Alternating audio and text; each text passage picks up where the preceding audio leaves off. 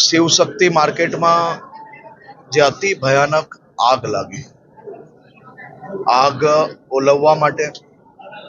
સુરત મહાનગરપાલિકાની fire ફાઈટરની team, સિવાય બી આસપાસના વિસ્તારમાં બધી જ મોટી industry, Reliance, Adani, arsenal Mittal, એવી બધી જ ઇન્ડસ્ટ્રીની ફાયર ફાઇટિંગ ટીમને બી ત્યાં લગાડવામાં આવેલી હતી.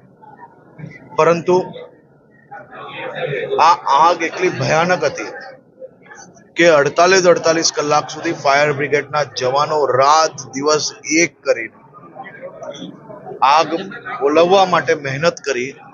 પરંતુ સફળતા મળતા ખૂબ સમય લાગ્યો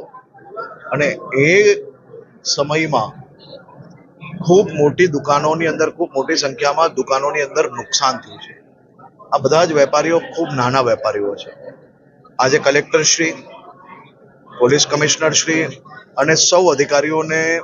મંત્રી શ્રી મુકેશભાઈ, મેં અને બધા જ ધારાસભ્યશ્રીએ સૂચન આપ્યું છે અને તાત્કાલિક